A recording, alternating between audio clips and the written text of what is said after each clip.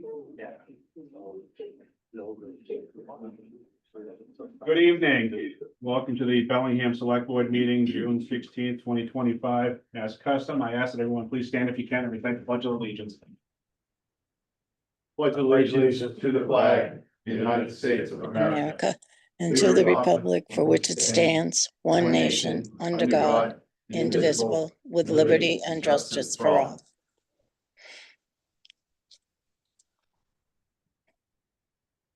All right, first part of our agenda, I'm going to turn this over to Chief of Police Ken Fitzgerald for Police Department's pinning ceremony. Good evening, Mr. Chair, members of the board, Administrator. So as we normally do, we introduce to the board any new police officers or promotions, things like that. So we have two new police officers. Starting tonight, we have Michael, known as Mick LaCure. He's a transfer from Franklin PD. That's a pretty big deal. Franklin was the place to go for a long time. And then we have Tom Ahern, a separate big deal. He's our last civil service police officer. He was hired last fall when we were still within civil service. He just graduated the police academy in Randolph last week. So a little bio about these gentlemen. Mick originally grew up in Franklin, and he currently lives in Bellingham with his wife and two sons. He's graduated from Fitchburg State with honors, having a bachelor's in CJ, and he's currently working towards a master's degree.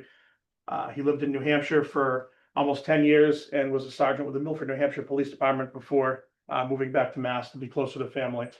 Was with Franklin for a few years before we stole him.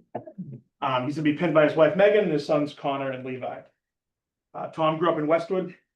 Him and his fiance live in Bellingham with their two dogs, Bruce and Marilyn. Great names. He's graduated Westwood High School, and for college football fans, some will like this, some will cringe, but he went to the University of Alabama. That's all time. DJ. See, that was a mixed review there. Prior to the academy, he worked for the Westwood Highway Department for a number of years. And I'm from Holliston, so this one really hurts. He's an assistant football coach at Westwood High. So there's just a lot of sports going on here. He's going to be pinned by his fiance Jess, and his family's here also. So that's just a quick blurb about these two. And we mentioned earlier, this brings us to full staffing. We have planned retirements coming later in 2025 and into 26. So there'll be something like this going on again, next year. But for now, we are totally full, busting at the seams. And well, gentlemen, want to step forward? Well, town moderator is gonna do the swearing in today. Yes, I am. Do badges first. Want to do the badges first? All right. Badges first. The families want to come up with the badges? This is the fun part. You get to stab your dad. You have to pretend it's by accident. Secret saving things. We've got the paramedics right over here. These new ones are really extra like dangerous and pointy.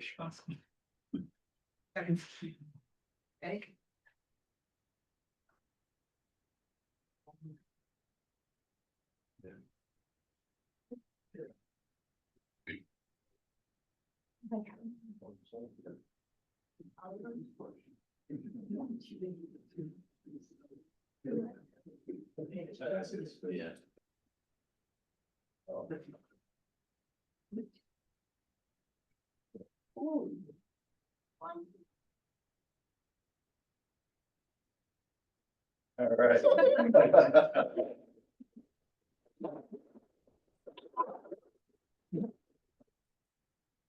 right. All right.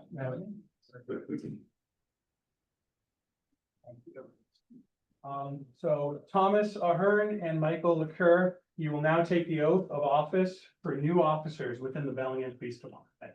So after I read each phrase, please say "I do" back. Do you solemnly swear that you will perform your duties as a police officer for the town of Bellingham, that you will not betray the integrity or the character of the department or the trust of the residents of Bellingham? That you will treat all individuals with dignity and respect and ensure that your actions are dedicated to ensuring the safety of the Bellingham community and the preservation of human life? I do. That you will always hold yourself and others accountable for their actions, maintain the highest ethical standards, uphold the values of the department and the town of Bellingham, and that your actions will be bound by the character, by the charter, my apologies, and bylaws of Bellingham and the constitutions of the Commonwealth of Massachusetts and the United States of America? I do. Congratulations, Officer LaCure and Officer Ahern. Well,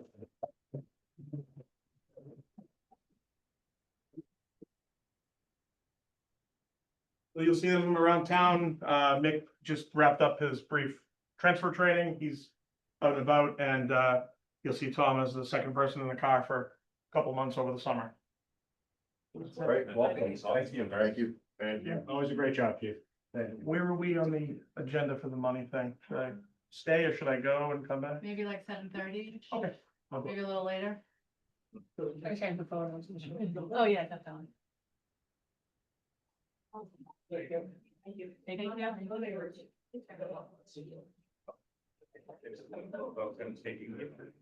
I saw what I Thank you.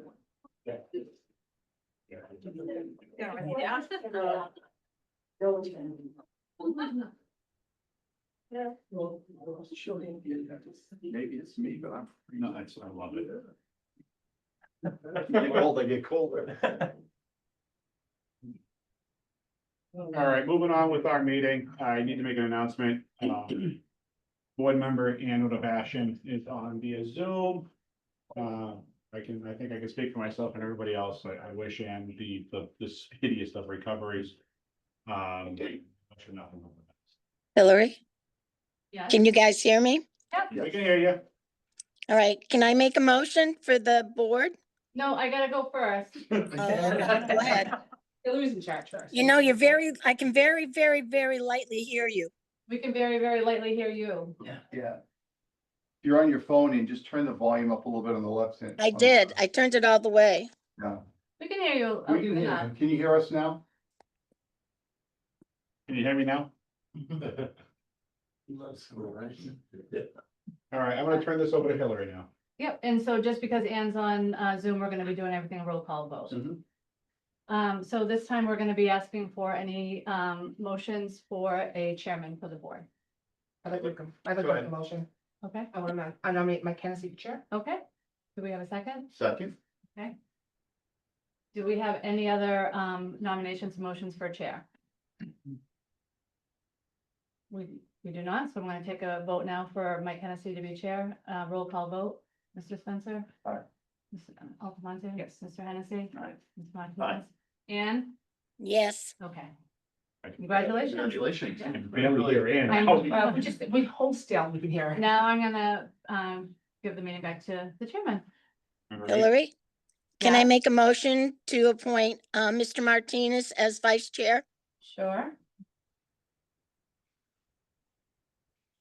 Do we have a second? Second? Do we have any other nominations or motions for vice chair? I would like to nominate Jennifer Altamonte for vice chair. Should have known. Do we have a second? I'll second. Actually, it's supposed to be on this. Oh. You're on a roll, go. Okay. So just, you need Second. to, okay, second, so we need to call for a vote for, Dawn for vice chair. Okay, Mr. Spencer? No. No, okay, Mr. Alford? No. Mr. Hennessy? Okay. Okay. All right, no, no. All right, so now, Ann, Yes, okay, now we need to, vote on Jen for vice chair. Mr. Spencer? Aye. Jen? Aye. Mike? Aye. Ann? no, Okay, all right, so we have a new chairman and a new vice chairman, chairwoman, Each person. chairperson. chairperson, All all right. We're good. Great, going on to 7 o'clock. Sorry. In accordance with Bellingham Code of Bylaws, the Bellingham Select Board will hold public hearing on Monday, June 16, 2025, 7 p.m. in the Municipal Center Arcan Meeting Room, 10 Mechanic Street, on the application of the coffee bar for a common vehicular license at 1 Mechanic Street. I ask that Miss Donna Sullivan come forward. Can I go up to? You sure can.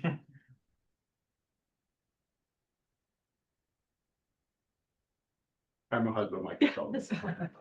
Hello, I, welcome.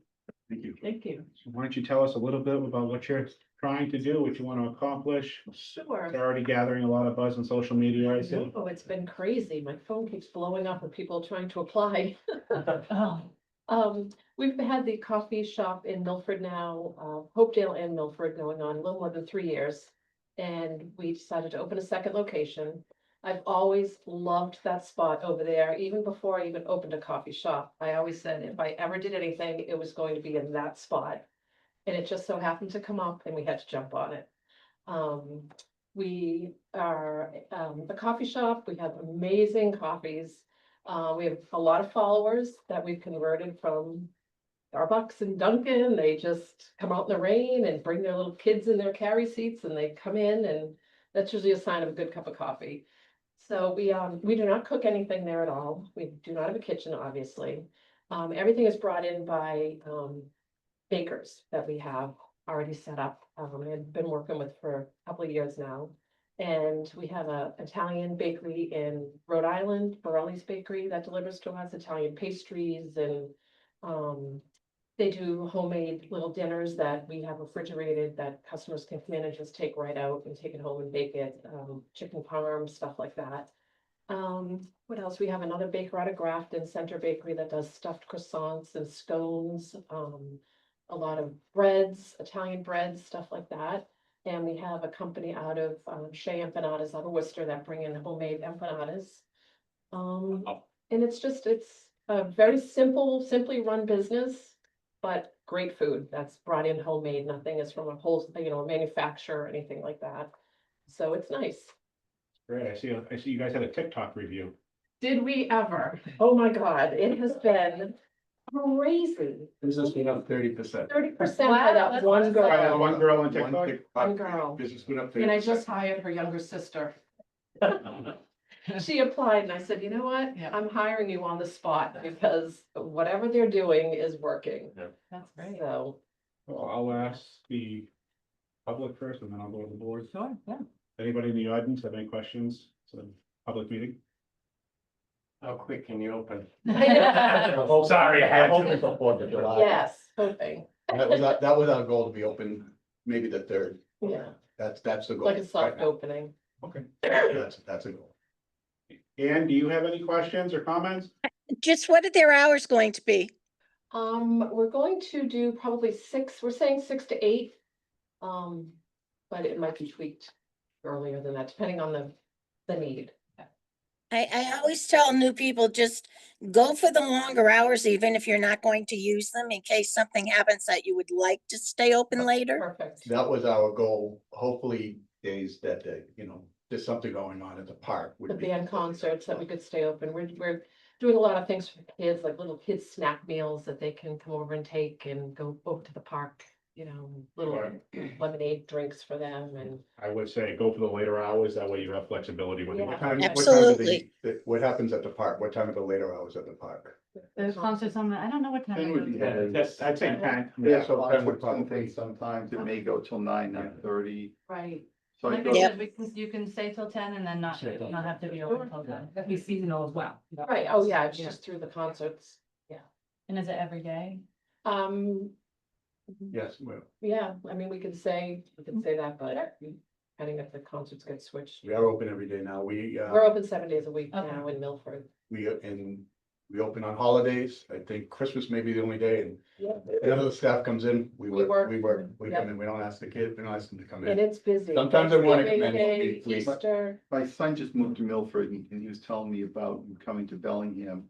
I couldn't quite picture, and he loves your place. Yeah. Him and his wife, they go there a lot. I love So it's it. like great. It's hard to. Where is it in Milford? We've- Cause I know. You know where the Day one. You know where Dairy Queen is? Up on 140. Yeah. I drove by. Right today. across the street. It's a strip mall up there. Rose- Yeah, there is. I drove. Yeah. My whole dog is over there today. We're at the opposite end of Rose's Villa. Yeah, By by the- making that place The work. old restaurant that was up there. I There used to be a bar back in the day. That's what that's what we. Yeah. It's, if we can make that work with no foot traffic and nobody finding us, Yeah. this place is gonna be. a And they nice live on place. this Hopedale line, the opposite, like a 140. We were originally Howard Street. by the, The old pop and cork, like right through the across set from of lights. behind the airport. That strip mall that's right, Menzies. that down. Yeah, in- Menzies. You You were there, there, cause I used that's to where go was there, and then you were gone. Yeah, that was. I'm like, where'd they Do go? you know, they told us that we were too busy and taking up too much parking. That I didn't know, because I went there many times, Mhm. and then you were gone. I And then went, we oh, were gee, they gone. must have gone No, out of business. we moved to a We- bigger spot. Oh, good for you. I thought you looked familiar. Yeah. Yeah, we outgrew that place. and that- Very that's what- fast. that's good. Yeah, That's great. Well, I Yeah. hope it works out. thank you. Yeah, we're excited. And do you have anything else? Nope, that was just my big concern. I like people to do the extended hours, even if they don't use them. Mr. Martinez? No, I'm thrilled. Yeah, we're hiring some Bellingham Excited. students, so, Awesome. yeah, Ms. Aldemonte? Nope, I think you covered everything. Congratulations. Well, thank you. All right, do I have a motion on, I'll close the. closing the meeting? So moved. Yep, move the motion. second. Take a roll call. Ms. Odebashi, close the public meeting? Yes, Yes. Spencer? Ms. Yes. Aldemonte? Yes. Martinez, yes. 5 yeses. Okay. Public meeting closed. Do I have a motion on the floor to approve the common vic license for the coffee bar at 1 Mechanic Street, Bellingham, Mass? So, Jen? second, Roll call. Ms. Odebashi? yes, Mr. Spencer? Aye. Mr. Martinez? Yes. Ms. Aldemonte? Yes. 5 yeses. Congratulations. Good Thank luck. you. Good luck. Now we just have to build a pedestrian bridge from here over to there. That's right. We get there quicker. Into the bank. They're looking for us. Really, good luck. thank you. Thank No you. problem. I'm hungry. Go get some chocolate for someone. All right, at 7:20, we're a couple minutes ahead of schedule. Eddie Chucker and Caroline McCroy from Human Resources and Chief Financial Officer. Yeah, Mr. Chairman, I asked, as you know, last week, last meeting to have, some time on the agenda for Heidi and Caroline to update where we are with regard to our health insurance budget. It's probably one of the biggest line items on the budget as far as fixed costs go. And, this past year, we saw a 15% increase, and a 15% increase on an $8 million budget is substantial. I know you were saying in the town you work for, you've seen the same types of things, and what I wanted Heidi and Caroline to do is come in, and Heidi put a great presentation together. Kind of going over a financial overview, taking a look at the trends of the appropriations, the claims, and outline some of the risks that we have in the year ahead. It's something that I always paid a lot of attention to, along with our human resources director in the past. Obviously, I'm not going to be here in the fall, and this is something that I think you need to pay a lot of attention to as we go through the coming year. We had a bad year. Oftentimes after a bad year from an experience perspective, we have a good year. Bellingham is self-insured, and essentially what that means is that we have a Blue Cross card or a Harvard Pilgrim card, but we pay an administrative fee to those two providers, and they just reach into our bank account and pull out the money to pay the claims. So our experience drives the cost. So if we have a lot of unhealthy people in a given year, I was one a couple of years ago, it drives the cost. So hopefully next year we've had ebbs and flows, and hopefully next year we'll see a much better year. But I suggested to Heidi and Carolyn that they come in quarterly to update the board where we are, so there's no surprises. Town meeting in November, and it will definitely be something to look at as far as free cash goes, beefing up that trust fund. So with that as an introduction, Heidi's done a great job putting some slides together. Thanks, Heidi.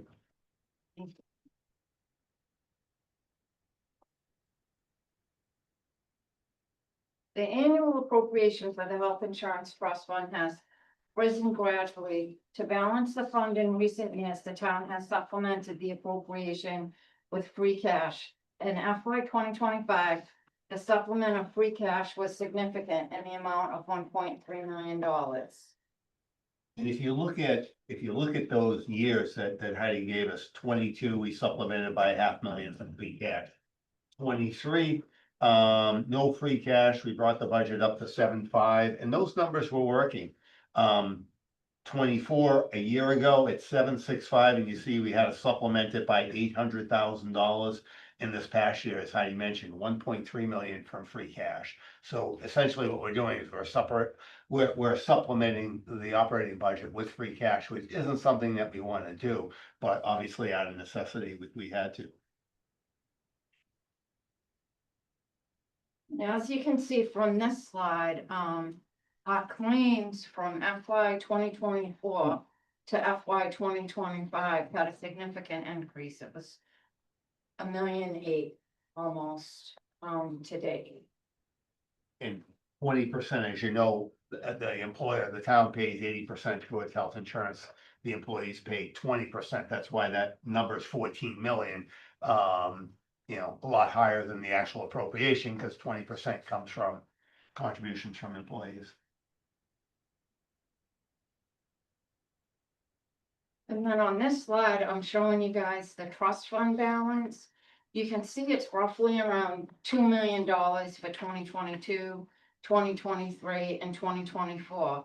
And so far in 2025, the balance is $1.142, $256, and that's as of today. We still have a couple weeks left to close out the year, so not quite sure where it will end up. Obviously, you see the decreasing trust fund balance last year. We ended the year with $2.2 million surplus trust fund. This year, at that, it's going to be $1 million or still bills coming in as Heidi mentioned. So it's the trust fund balance is going down and the supplement from free cash is going up. So it's not a desirable trend. This slide outlines the town's use of stop loss insurance to manage large claim exposure. So far in FY 2025, 9 individuals have exceeded the $175,000 deductible, totaling nearly $2.5 million in claims. The town's $935,000 investment in stop loss coverage plays a vital role in protecting the health insurance trust fund from the most severe financial impacts of these high cost claims. Hi, so can I ask you a question? Yep. Sure. Dennis, do you have, over the last 4 years, what the increase in the stop loss payment is? I imagine that continues to go up as our claims go up. That's gonna go up proportionally. So can we Right. get an understanding of? I'll tell you what it is for next year, because Yeah. that's bid every year. Right. And for next year, it's That's gonna go up. too. It's $1,070,000 for now. $1,070,000. We did extremely well with the stop loss. Essentially, what happens is when somebody gets sick, the town picks up the first $175,000. After that, the stop loss insurance Yeah. kicks in. And what this shows is that we had approximately $2.48 million in claims that exceeded the $175,000. We have to have it. Certainly, we had a good year with the insurance company. It's still, the insurance company is betting that next year is not going to be as bad as last year. Right. Because, you know, they only increased it by $100,000. Hopefully they're right. But obviously, that's why we have stop losses, so that if there is a catastrophic illness, we're only responsible for the first $175,000. So, yeah, obviously, as Heidi said, we wouldn't be self-insured without stop loss. If we couldn't get stop loss, we'd have to go on a premium-based plan. About 3 or 4 years ago, if you recall, we had a consultant. Actually, you probably wouldn't recall, because I think, yeah, Don, you may recall, we had a consultant come in and do an evaluation of how the town's self-insured health insurance plan is performing, as opposed to if we were on strictly a premium based, which means Blue Cross Blue Shield says your premium for a family plan is this, and your premium for an individual plan is this. We write the check out, we pay the bill. This, we still establish premiums, obviously, based on our experience. Our third-party administrator does that. But what we found was we were doing better to the tune of about 15% at that time. So we stayed with the self-insured plan, which we've had since the early 1980s. So there's only, I think, about 20 or 30 communities in the state that actually have Yes. self-insured plans. It's worked for us. It's certainly something, in the year or two ahead, you probably want to have another analysis done. How are we doing with our self-insured plan compared to if we went to a strictly premium-based or a consortium? There are consortiums out there that we could join as well.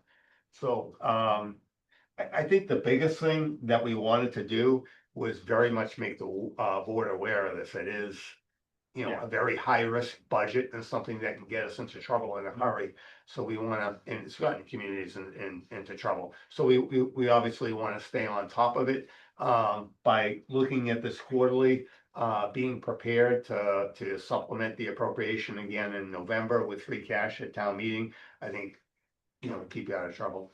One of the other things that we're looking at, in 2011, the legislature passed some reforms to health insurance. Essentially, what they did was they said that any community can raise their plan design to that level of the most subscribed to plan in the GIC, and the GIC is the Group Insurance Commission that municipal employees at the state level belong to. So plan design, essentially what that means is your deductibles and your co-pays can equal that plan. As a result, we had to meet with the unions, but essentially we had to only more meet for a notice and to ensure that we're following the process. And we implemented changes in 2017 to get to the level that the GIC's at. The GIC has increased their deductibles in some areas and increased their co-pays in some areas.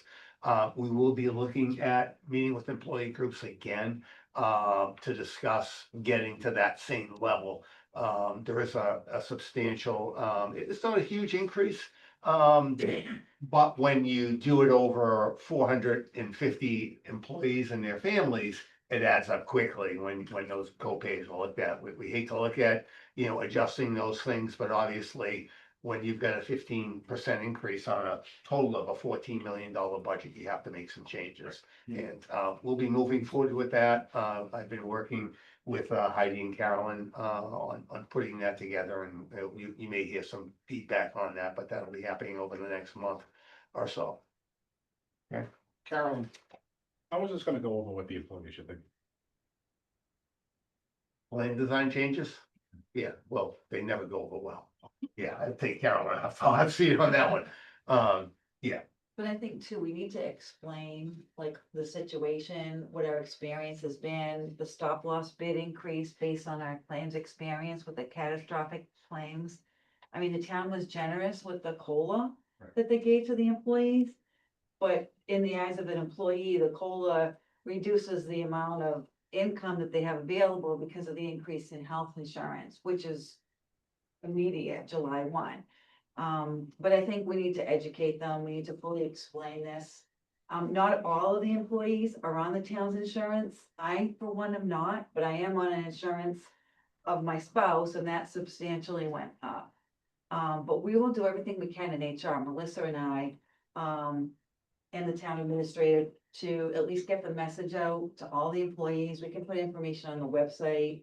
We had an open enrollment thing in the spring. We didn't have anyone come, but at least reach out to educate them about what the changes might be with the plan design. And there is a process where we need to sit down with the Insurance Advisory Commission, which is represented by every union. And one of the things we're looking at is a July 1, 2026 implementation, because there are timing thresholds that we have to meet. So the good thing is there's plenty of time for people to evaluate. Right, And they're not huge increases, but combined, obviously it's about a $750,000 increase is what our third party administrators estimated. So that's substantial for the town.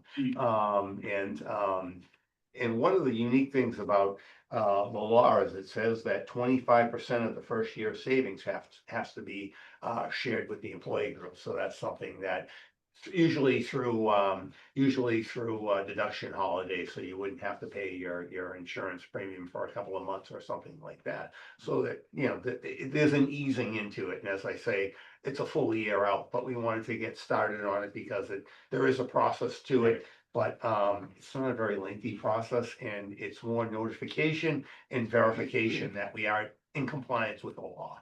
do you think doing like a little like employee seminar, like employee meeting? Well, we have to deal with the union representatives, and then after that, we could certainly do something like that once we have fulfilled that obligation. But it was very public when we did it in 2017. The board actually had to vote to adopt the language. And it's not something that unions aren't aware of, or their representatives aren't aware of the possibility there. You, Anything that we missed? Nope, no, Okay. you want me to go on or? Oh, if you got any more? Just some of the structural and the market pressures that, the health insurance industry is, facing. They're having consolidations with reducing employer market options, hospital operating and administrative costs are rising. And there are also, the workforce shortages of nurses and doctors and administration is limiting the access to the care. So, and the providers are also demanding a higher reimbursement rate. So this is all affecting us. You know, it might make sense for us to look at that analysis sooner rather than later between doing premium based and self-insured if we're seeing these trends. Because I just, there's no personally that my insurance continues to go up. My coverage isn't as good as it once was, and it's crazy. I mean, but the one thing that offsets it, which is nice, is having an HSA and an FSA, where the employer contributes to the HSA along with the employee, which is basically I can have money withdrawn from my check, tax-free, goes into an account, and I can use that toward whatever I need, you know, whether it be medicine, whether it be surgery, whether it be doctor's visits, whatever, I can dip into that, so it's not always hitting your wallet. So there are alternatives out there, and again, I don't know the government, the government side, but I'm pretty aware of what happens on the private side. And I just, it scares me, because I don't like to hear, we could be vulnerable and who knows what could happen, the risk, and it really scares me to think that, maybe we should be looking at, we're one of 20, maybe we were one of 100 in the 80s, but now we're one of 20, maybe the trend is moving away from being self-funded. I'm not saying let's move away, I'm saying I'd rather see the analysis done sooner rather than later, when the town is caught early with these things down and there's a risk that it's Yeah, unavoidable. good idea in the coming year, one of the Yeah, things to take a really look should. at. We do offer an FSA, by the way, so we do it, yeah, I'm not- we yeah. encourage absolutely. employees to get into that. It's a great Yeah. tax deductible, and you get it up front at the beginning of the year. Absolutely, it's great. So, but Very good. yeah, that is something I don't disagree with, and again, I'm trying to highlight some of these issues because I know I'm not going to be here, and I want to make sure that at least we start the process, or start the dialogue, so someone new coming in, they're gonna have 101 things that they're trying to look at. This is an important one. And we don't want this to slip through the No, cracks. exactly.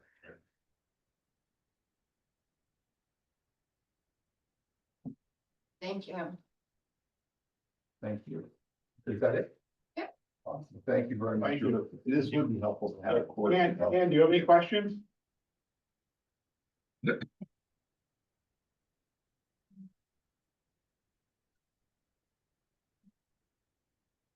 Yes.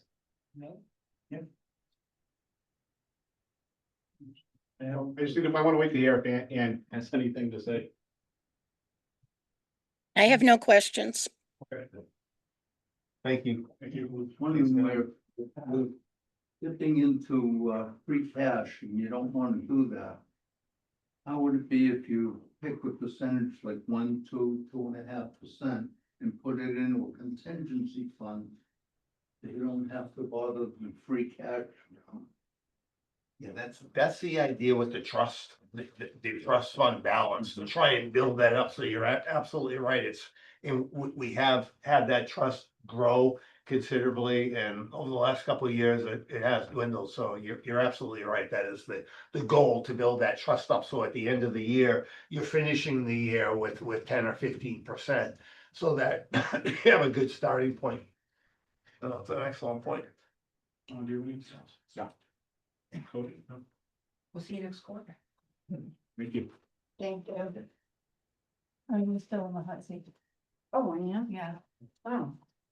That's just it. So Oh, okay. We're gonna move on to, go to approve the details. The issuance and details of the clean water loan from Jesse. I know Jesse is. Oh, this is Heidi's. Oh, This is a betterment, Yeah. clean water trust loan. So every couple of years, you have to permanently borrow the funds, and that's what this is. It's $85,000 for betterments. I'll make a motion. But Dennis, did you want to say something? No, I'm just saying, I'm glad Heidi came, because I was thinking it was. Yeah, because you're hoping something I different. thought it was. That's what I thought, too. Yeah, it's like I said better, but people are Yeah. like, no. Because we got one going through the Clean Water Trust, $15 million for the Okay. PFAS, but So that's, that's the thing, that'll be another meeting. clean water. This is better than how much this is like? 85,000. All right, we have a motion on the floor. Do I have a second? Second. All right, we have to do a roll call. I didn't hear the motion. Who made it? I made the motion. Made the Oh, motion. sorry. And, Nope, I have no questions. okay, you support Don's motion, the motion? I can vote on it, yes. Aye. You know what? I'm very, very hardly hearing you guys at all. I'm sorry, I'll try and speak up. We got a yes from Cody. Speak Jen? up louder. Yes. And yes from me, 5-0. We got a lot of papers for you guys to sign, so I don't know if you wanna do it now. It's all labeled, select board or my name, so you can just. Moving on with the agenda, we're under other business. Update on the town administrator search process. Mary Accardi's joining us via Zoom. There she is. There she is. Hello. everybody. Hi, Mary, how are you? I'm well, thank you. Do you want me to just jump in? It's all All yours. you. Excellent. It is all about me. I love that, but actually it's all about your fabulous screening committee. So I want to thank you for reappointing the screening committee. They did really good work for you in their last process, and they were just as great in this process. So I really appreciate them. Talk about a cohesive group. They worked really well together, came to consensus really easily, and were a dynamic team. I hope you don't have to put them together again in the near future, but if you have a chance to have them work together on something else, you'd be well served. I also want to thank you all for supporting such an efficient and confidential process. The screening committee worked really well together. We were efficient in our work. The deadline came, they met a few days later, they worked in consensus and decided who to interview. I was very pleased with the pool. I will tell you, we certainly don't talk exact numbers or what types of people applied because we're trying to maintain confidentiality until the point where finalists are named. And but we did receive over 20 applications, which is larger than I've seen in recent searches, and highly qualified candidates. So the screening committee worked and quickly came to consensus on the candidates they wanted to interview. They held those interviews last week after an exhausting few nights. So I appreciate them and their long hours. And again, consensus very quickly on who to move forward to the next round. So that's where we are. We are in the reference checking phase, and people are not finalists until they pass the reference check. So I don't have numbers or names for you tonight, but we do anticipate, and I believe there have been some dates floated. We would like to have you hold your calendar for interview dates, and we know it's July, so we're kind of hoping to pin those down. I'm not going to put any of you on the spot tonight, but if you know your availability, if that could get back to us. We did float the dates of, we think you're going to need 2 nights to get the work done of the interviews. So we are recommending either July 1st and 2nd. We recommend that interviews are done in the same week if possible, so that, you know, one candidate doesn't have a lingering memory of their first interview or their last interview. It is important to have the interviews done closely together. Obviously, if we can't make it work with candidates in your schedules, we can't make that work. The other dates are really any day the following, we would say you need 2 dates. So any 2 dates the week of July 7th. Probably try to avoid Friday night, the 11th in the summer. So it really is about your availability, and however we need to communicate that, we can do that, because we'd love to pin down the dates and then reach out to candidates for their potential availability. The dates I gave you, all candidates can make work. So when we sent their release form to them to check their references, I asked for their calendar availability. So these 7 dates I have given you, all of the candidates are available on those 7 dates. So now it's up to you to pick the dates you want. And once the backgrounds are done is when I would send, we like to make sure that they still want to be included and have their names become public. I would send you the resumes at that time. That was brief, but I'll happy to answer any questions if I can, or if you have them. Mary, I think you've done a great job. Thank you. And I know that our screening committee has done a great job. I don't have a problem with the first or second, and I don't have a problem with, say, the middle of the week of the 7th, a couple days there. So I'm pretty flexible because I went and looked at my calendar before I came on. Okay, great. I'm okay on the first and second, 7th and 8th, I can make work too. Later than that, I can't, I'll be away. Probably the first and second. Are you good with the 7th and 8th? Yeah, I can be. I think the first and second are gonna Yeah. work. If we can do the first and second, it'd be great. Like Mr. Martinez says, once we get to the middle of July, I can't. I would say first and second, get it done as soon as possible. Absolutely. I didn't quite hear you. Did you all say you could do the first and second? That's what it sounds like. Yes, we all can. Wow, I love this town. Okay. See, That I'm is, not the only one who can't hear there, you guys. well, I'm very loud, so people can always hear me. Me too, Mary, so don't All feel right, bad. so we know the candidates are available. We will have the references done. We will get you those resumes ahead of time, and plan on the first and second.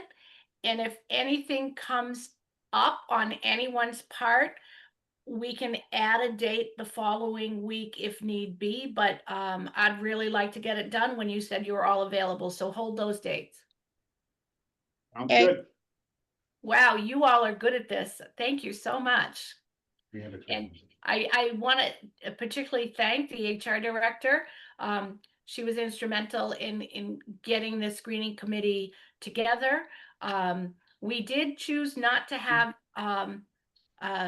the HR director in the interview. She was at the beginning meetings, but not in the selection of the candidates, and has not seen the resumes. We feel it's best that we keep it tight with the screening committee, and they have done so, and they've worked very well together. So I'll send an update with the status update through your office, and we will plan on the first and second. Outstanding. Okay, thanks, Mary. Outstanding. Thank Thank you. you. Have a good evening. Bye-bye. You too. All right, next thing on the agenda is Chiefs and Heidi.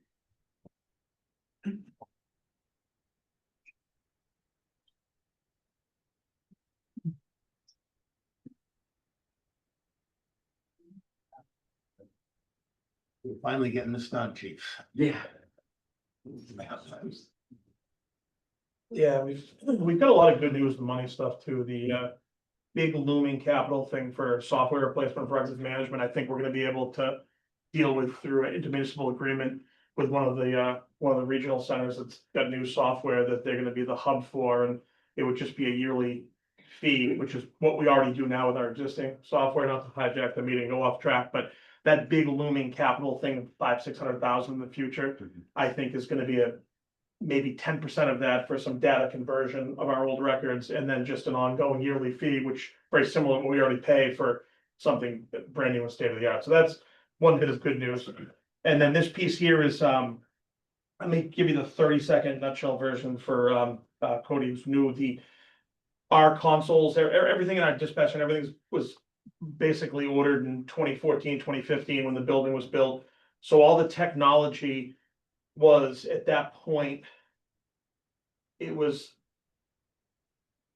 basically the base model stuff that was available in 2015. The issue with it is all the tech we have has gone end of life now by several years, and there's zero support. So we're kind of running on a hope and a prayer that nothing goes wrong. If something goes wrong, it would be catastrophic for radios. So Motorola has everything that we have is hardware based. The new stuff is software based into actual radios in the building. So if one radio goes bad, it's a matter of swapping out one component, and the software they say will be supported for 10+ years in the future with updates. So it's a big bullet. The total cost of the project is about $200,000, a little over $200,000. We asked for $221,797 with contingencies. That should cover everything, and that should be hopefully a 15-year situation, but at least they're guaranteeing us at least 10 with the antivirus software updates and all that stuff. And if any component goes, it's a component. It's not this unit that's mounted in the back room that everything feeds into. And if that thing goes, we lose the whole shooting match. So there's leftover ARPA money from the fire portable radio, so that applies because it's a radio project, so it's a similar scope project. I wrote the motion for everyone here, so it makes it pretty straightforward. So it's taking that ARPA money and then splitting the cost between police and fire from some excess we have from being frugal with our budgets to fund this. So it's all existing funds, no additional burden to the taxpayer. It's just getting everything transferred into one of my line items, because I've been dealing with Motorola and I've got the invoices. We've already got most of the equipment is in. Now it's scheduling the install, and chance we might even get this all the invoices done before July 1st, but we'll probably have to encumber some of it. So that's the proposed motion that I think everyone got covers all of this. So we're good to go with this project. How long until you're up online? I think within the next probably 30 to 45 days. Perfect. It's just a matter of getting the vendor out to install. Yeah. And do you have any questions? No, I read the report. I'm pretty good. The only thing I do have a question, is this going to take care of the situation of being able to broadcast into like Woonsocket? I know there's a big issue for you guys. So from the station, we will have full the police station will have full that's not the right word. Full interoperability is the right word. That's where I was going. Full interoperability, compatibility with all the surrounding towns, the fire district, state police, the police districts, and into Woonsocket and on the state police network. So, and as a stopgap until we eventually replace our portable radios, which are coming due, it'll have the ability to patch things together. So if there's a crisis near the town line in Mendon, we can patch their channel, which is on a different system, and ours, and have some interoperability there. So it fixes most of that, and it should give a better awareness in dispatch of kind of what's going on in the world around us. It's a Band-Aid until you get your radios upgraded. It's Thank a very you. nice Band-Aid. Okay. Yes. So that way you can mutual aid. You'll have neither department will have any issues talking with any other agency. Right, people in the Right. field, the individuals in the Okay. field. Yep. So this covers the station end of it, and then the Right. final piece of it is new portables down the road. Okay. Spencer, you have anything? No questions, no, covered. Mr. Covered a lot Hall, you quickly. got- Thank you. Mr. Martinez? No. You wanna go? I move to transfer the sum of $221,797.02 to account number, I'm gonna just end with the GL number 52230. Office equipment as follows. $91,797.02 from account number, GL account number last 5 69633 fire portable radios. 65,000 from account number last 5 5 1150 police salaries. 65,000 from account number 51800 fire department to fund the upgrade of the public safety dispatch consoles, radios, hardware, software, related equipment, and any other necessary contingencies. Second, Go for a roll. So I'm gonna go for a roll. Ann? yes, Bodie? Aye. Something like Yes. that? 5 yeses. Thank you. Thank you. Thank you. Very much. Thank you for Thanks. keeping us all safe. Yeah, thanks for piecing that together too. A lot of work by the chief making that happen. Great job. And we'll still have money coming back for free cash. Love to hear it. Next thing on the, moving along, Historical Commission.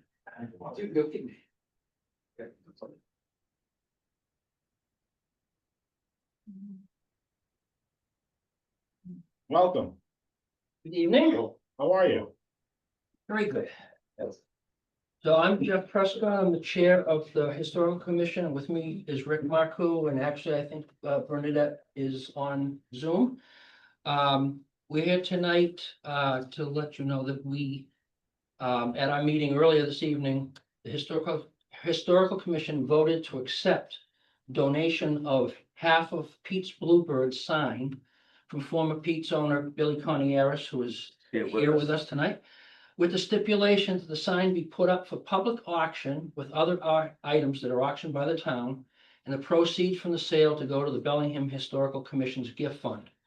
And we're asking the select board to approve the donation and its subsequent auction, as well as the stipulation that any proceeds be deposited into the Bellingham Historical Commission gift fund.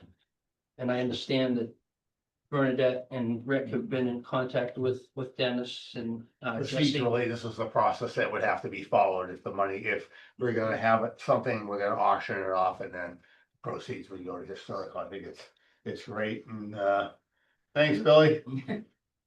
Yeah. Can I just say a couple of things? Come on up. My sister and I were good friends with Ernie Town. And I'm sure he's proud to know that this commission is continuing his legacy. So whatever money is raised, we like to go in his memory. Right. Fair enough? Yeah, thank you. Okay, and my neighbor Mike White and I discussed where we should put the money, and he suggested the historical commission too, so we're both on board for that. Thank you. Thank you. Thanks, Billy.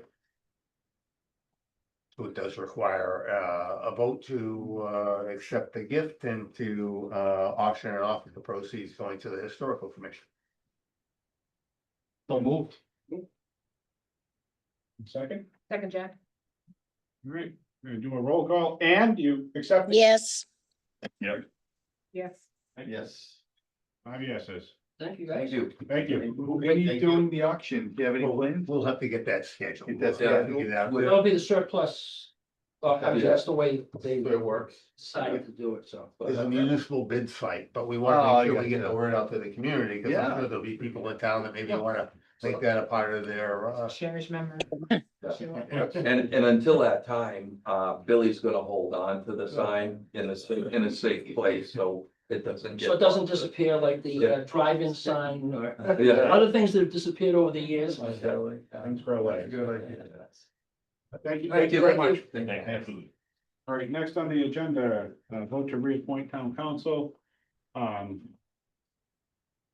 So Pete Ular is town council. They've been serving as town council. I gave you my comments over the weekend. I think we're at a point in time with the transition of a new town administrator coming in, several legal actions ongoing. One that we're gonna be updated on this evening in executive session. I think I strongly recommend that you stay with KP Law and reappoint them for the coming year. I am leaving what's, second with Dennis. Do we have a motion? Mr. Chairman, Go ahead, yeah. Go ahead. I just feel at this time, after I read Dennis's review of the whole matter, I think it would be just really not a smart move on the board's part at this time to change town council with, there's so much litigation going on. And we do have a new town administrator coming in. We can always review this and go back to this matter at the end of the year if we wanted to, once everybody's in and things have settled. But I think we should just stay where we are right now. And KP Law does give us a very good price, which when we interviewed the last time, we did not get from the others, and we did not get the experience. My own feeling is we should stay where we are and not change it at this point in time. Great. I'd like to make a motion that we stay with KP Law. We renew their contract for one more year. Second. Gonna go for a roll. And Yes, Yes. yes, Yes. 5 yeses. Moving along, we have the deed at 28 Rentham Street. Yeah, that is for the former Beverly Club, as we are acquiring and gonna close on Wednesday. So I think Hillary has the documents. You for guys that. have them, someone has the motion to read? I think we have it in our thing. Yep. And do you have any questions on 28 No. Rentham? nope, nope. I think we should just move ahead and accept this deed. You want to make the motion, Ann? Sure. Move to pursuant to the vote under Article 24 of the May 28th, 2025 annual town meeting to accept the deed to the property located at 28 Rentham Street, Bellingham, from Gary A. Joliker, and execute and to authorize the chair to execute on behalf of the select board any and all acceptance, approvals, and other documents to effectuate the foregoing acquisition. Second, Jen. Okay, I'm gonna go for a roll call. Ann? Yes, Yes. Yes. Yes. Yes. 5 yeses. Right, need you guys to sign the deed. All right, moving along, we have the bid acceptance for water sewer repair facilities. Jesse could not be here. I don't know if anybody wants to go ahead with the motion or have any questions.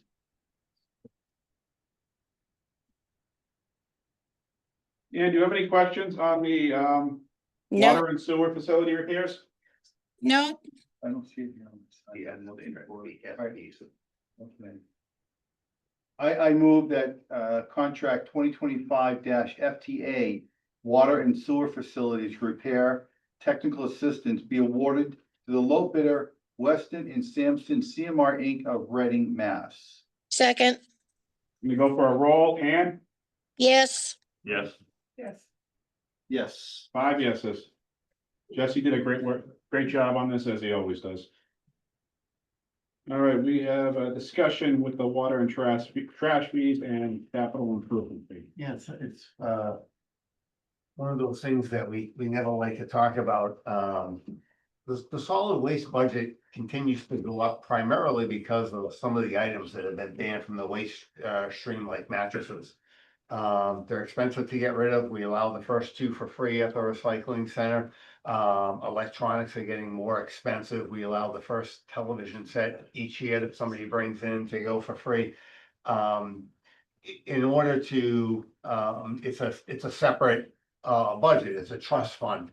And the money that's collected from fees pays for the contracts. We did have a new contract 2 years ago that we're under, which is very favorable. We also have a very favorable tipping rate, which is separate from the hauling rate. The tipping is what we pay to get rid of the trash. We went from about $100 down to about $70, Hillary, right? When that went into play about 3 or 4 years ago. That is good for another, Hillary's got it on her calendar. I think it's end of 2026. Yeah, I thought it was 2027. 2027. In any event, we're with a consortium of about 7 or 8 other towns. So we'll be bidding that out, and those are things that drive the user fee. We don't really have a whole lot of control over it. And what I'm gonna suggest to the board is that we either gotta have to look at that user fee, or at the recycling center, instead of having the first piece at no charge, have it just, what we charge is what we pay to get rid of it. So essentially it'd be the people that are using it that would get rid of it. It's just a heavily used service. And it's great that we have it there, because if you call a company to come and pick up a mattress, it's $100. That is what it costs. So it's a great service. But unfortunately, we're fortunate that a lot of people are using it, but it's a double-edged sword. We're paying a lot of money to get rid of this. Between this and the electronics, it's about, I think the estimate, Hillary did a great job putting it together, it's closing on $80,000. 80, so it's considerable. So essentially what would happen is you bring a mattress down, you don't have to pay there, it's put on your trash bill. Right. So when your trash bill comes, it's listed. So that is what I would recommend. I know I'm hitting you with this over the weekend. If you want to put this off till the next meeting, or if you're prepared to move forward with it, we could, and I would wait till September 1st. So that anybody that needs to take advantage of it can take advantage of it. So they have the opportunity to, so it's not, and we will get the word out there, like, so we'll probably get swamped with mattresses, but at least, and electronics, but at least people have the opportunity and fair warning.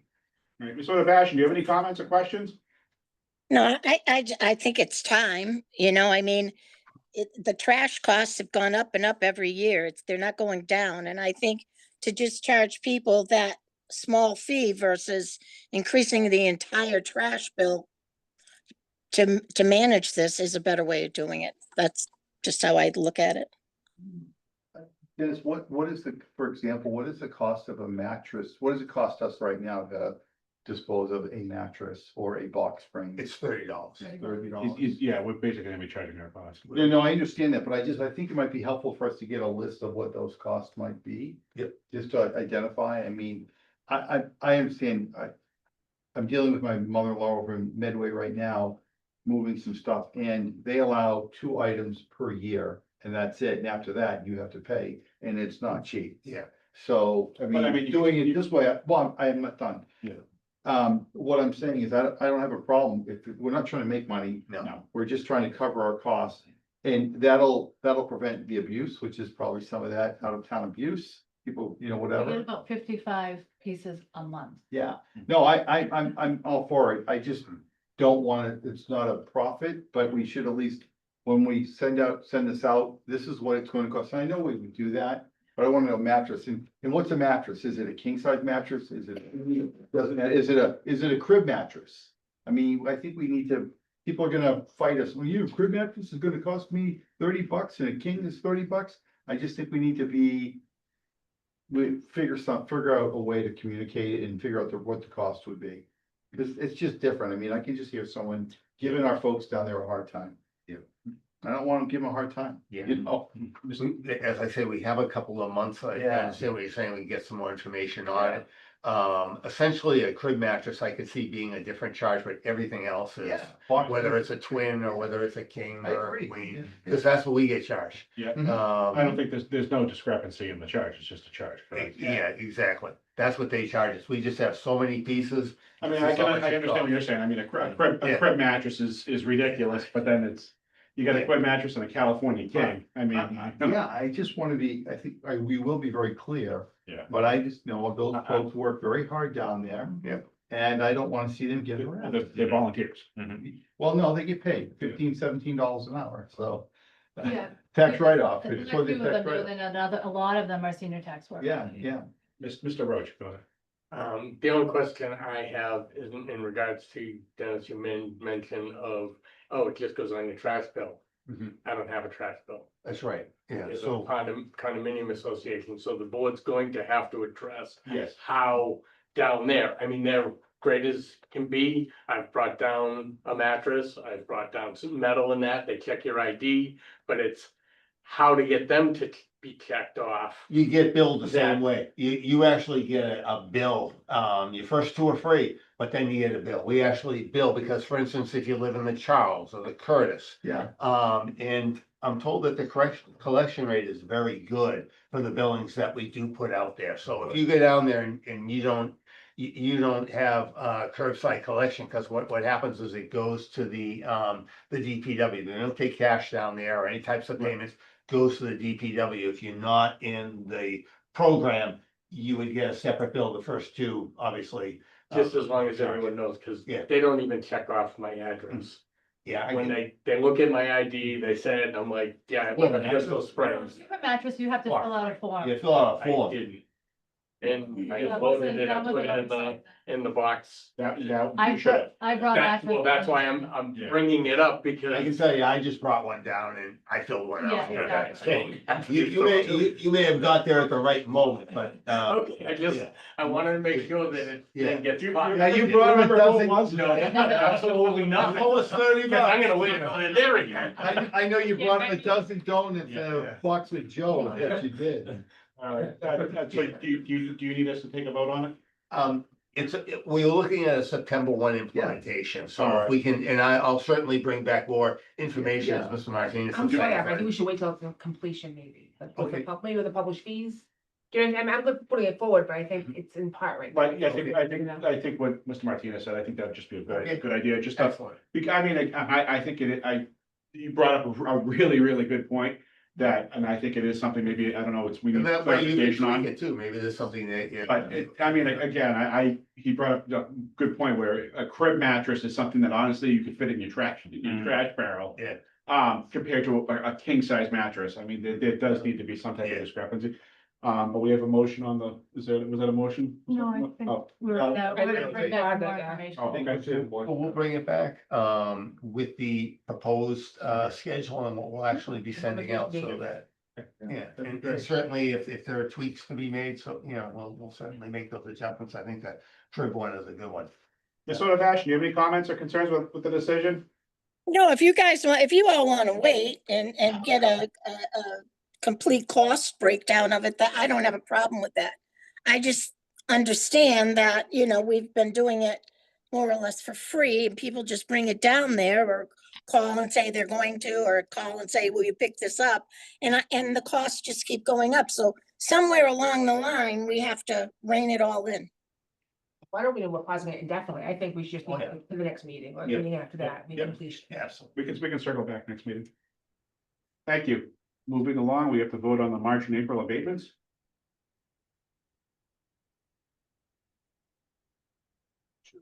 Okay.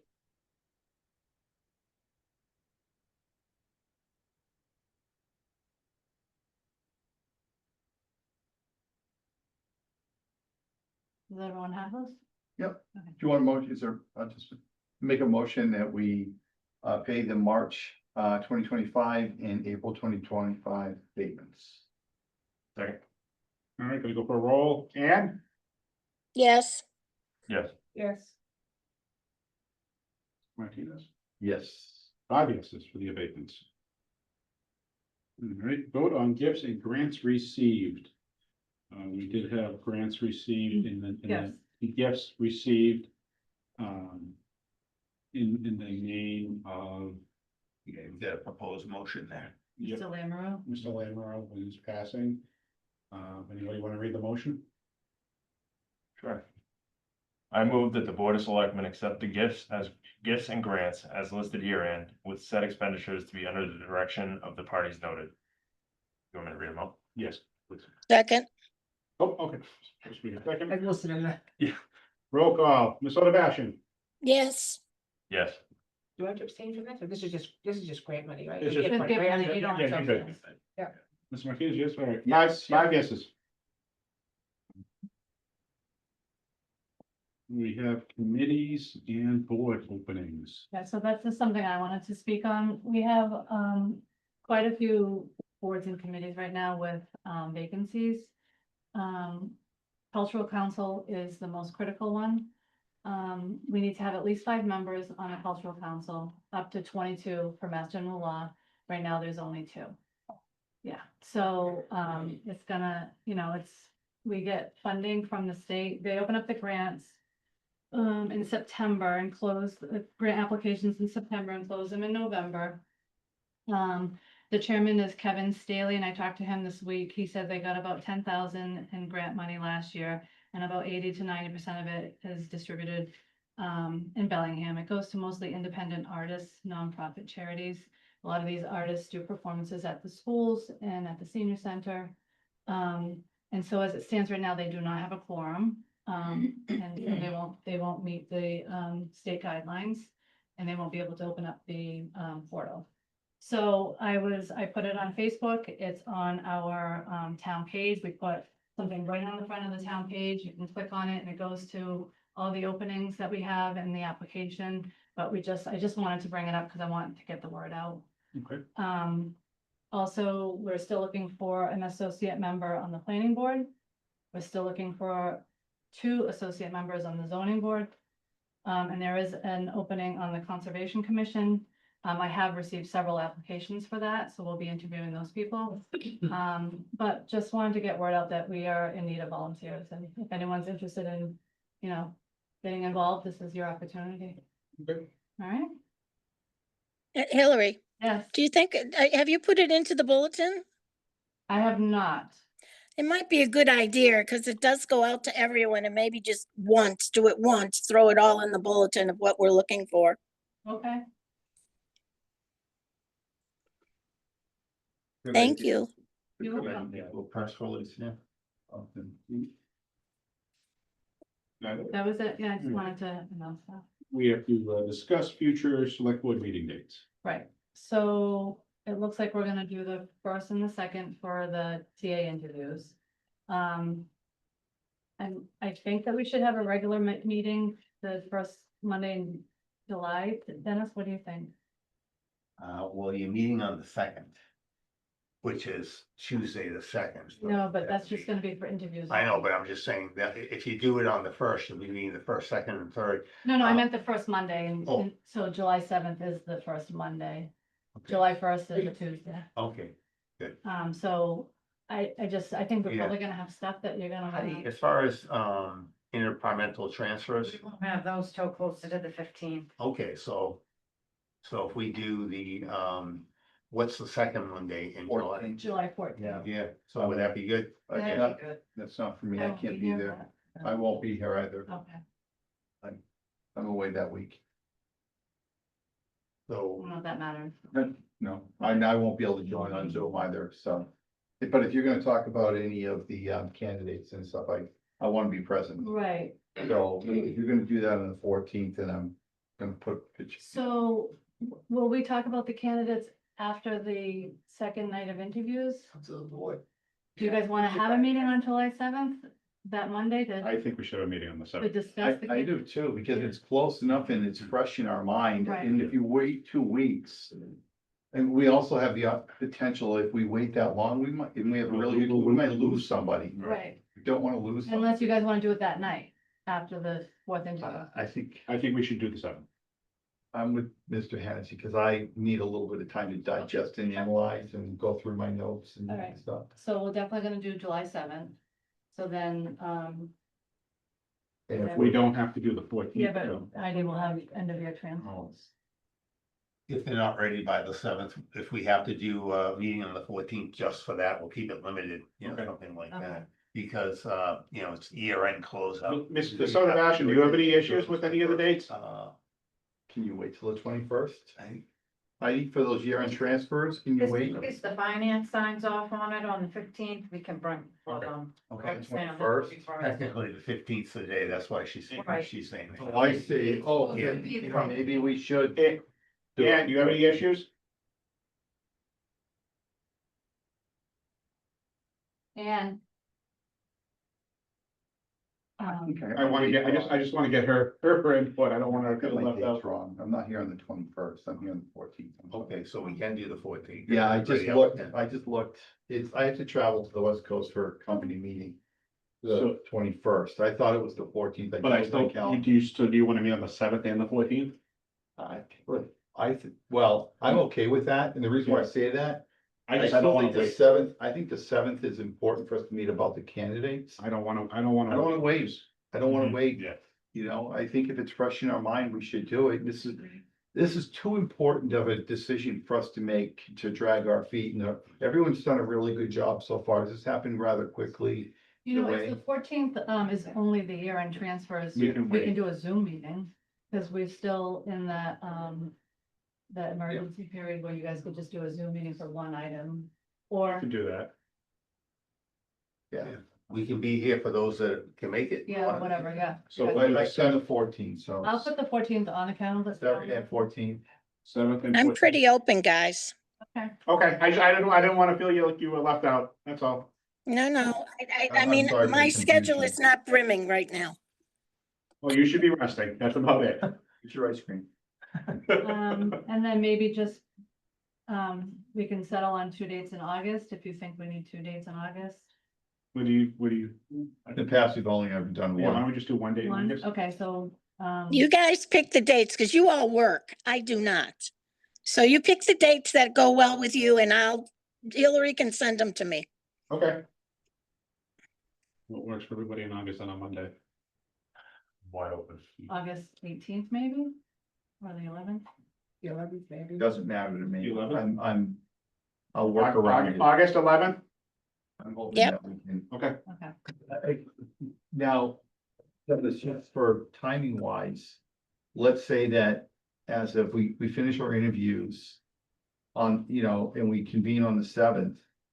I mean, are we ready to make if we're not ready to make a motion on the 7th for whatever reason, we can certainly make that motion on the 14th. Right. Correct, right?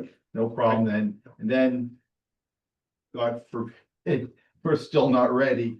We certainly want We to, can add another date. we can add another date. We're gonna have to. I wanna shoot for the 7th. Well, so do I. Yeah. I'm not saying anything otherwise. We've been through some crazy things over the past couple of years and I just want flexibility. No, yeah, I think we need to. Yeah, believe me. Don't wanna wait. Is that it? All right, so that's good for now, and then we can, and then starting in September, it will be our normal, first and third Monday. If there's a holiday, we might have to adjust. Does that sound okay with everyone? Sounds fine. Okay.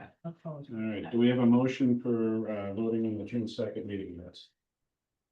So moved. Second, Jen. All right, roll call. And do you accept the June 2nd meeting minutes? Yes, Yes. Yes. Yes. 5 yeses. All right, old business. No. No. New business. Mr. Chairman, Yes, ma'am. I'd make a motion to approve the June 2nd meetings All right, thank you. minutes. She didn't hear us. She didn't hear us.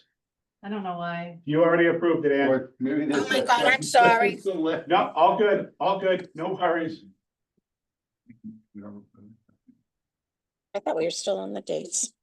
See, I can't hear you guys really, really well. I'm telling you, the microphones, I know my phone is up all the way. And I think I'm talking pretty loud too, so. No, you lost. New business, the summer meal program. Yes, so we got notification from the Y. It's called Feeding Our Community. It's the summer meal program. It's the first time they're offering it in Bellingham. So Tuesday, Wednesday, and Thursday at the Bellingham Library from 11:30 to 12:30. They're gonna be offering lunches for all the anyone 18 and under. From June 24th to August 14th. They're trying to fill the gap of kids who have subsidized lunches. So this will be Tuesday through Thursday, no registration needed. And they're gonna do arts and crafts and it's Great. Yeah, so this is on our Facebook page. Share it if you can, get the word out. That's really nice. Yeah. Anybody else have any new business? Ms. Odebash, do you have any new business to discuss? I have one piece of new business. I feel bad I'm not there for Corey's first meeting, so I just want to make sure that he knows I welcome him to the board. And hopefully we can get together and just kind of visit and get to know each other. Thank you, and yes, as soon as you're feeling better, I'd love that. Thank you. Dennis, town administrator. Covered most of what I had. If you remember Paul Gromer, who's with Peregrine, came in and gave us an update on the municipal aggregation program. We did receive bids. They were kind of all over the place because there is a lot of volatility in the energy market right now, even more so after this weekend with oil refineries getting blown up. So we did lock in a rate that is a full point lower than what we had. It's 2 points lower, so National Grid, I think their rate coming up is 14 point, it was in the notes that Yeah. I provided you, I think it was like 14.7. And I think I put it on your. yeah, so you've got it. And lower than the Eversource. Keep in mind, the utilities adjust their rates every 6 months. This is just a 1-year lock-in. It's the first time we've only done 1 year, but there's so much volatility that, you know, it just didn't make sense to look at the longer contracts, which are a little higher. And obviously, residents can opt out if they want to opt out, but this is legislation that was passed to basically protect residents and municipalities from having spikes in their utility rates. As we saw a couple of years ago, it jumped up quite a bit and then came back down, and we were protected with the municipal aggregation program that we've had. So as was presented, we've had it since 2017, and it's worked great. So I think it's a 1-year contract that begins in December and runs 12 months. So we're good until December of 26. So obviously, there'll be a new town administrator on board. I did have Rob Lucier and Caroline get familiar with this as well. Caroline obviously was here when the presentation was made, so there'll be some continuity and some transition. You can tell I'm trying to tie up a lot of loose ends. And I really am, because there are a lot of things that I've kind of done on autopilot, and it's gonna be important. This program was one, the health insurance earlier this evening was another one. We have an update with Rick Holland, who's with KP Law, the executive session that's coming up, and that's a legal matter that with ZP Battery that we have been involved with for several years, and something that the board needs an update on, and we'll be having that update this evening as well. So we'll try and get as much to you, as many of the loose ends, and Caroline will be responsible after that. Just Yeah, write everything, everybody. just write everything down. Yeah. Just download your 40 years of experience on the paper. Meeting every Monday from now until. All right, thank you, Dennis. Thank you. Anybody else have anything for the goodness of the board? Just our kids are getting ready to end their school year. They're on the cusp of their last day, and the school year starts this week, and then they're on summer vacation, so keep your eyes open for those kids on the streets and then playgrounds. And do you have anything before we close the public meeting? Nope. Okay. I think I might turn this over to Hillary. Well, we need a motion for the executive session. Make a motion that we adjourned to executive session. Followed by you over here. Thank you. So motion to hold executive session pursuant to general law, chapter 30A, section 21A3, to discuss strategy with respect to litigation for ZP Battery versus Town of Bellingham, where an open meeting may have detrimental effect on the litigating position of the public body. And Town Council Rick Holland will be joining us via Zoom. And we will not be adjourning to public session. We will be adjourning from executive session. Correct. Do we have a second? Second, Jen? And I'll call the board. Yeah. Yes. Yes. Don? Yes. And you're gonna. No, I am not gonna sit in for this. I have sat up long enough. I'm sorry. I have to leave you. Yep, that's fine. Thank you so much. Thank you. Good night, Thank you, Aaron. guys. Thank you.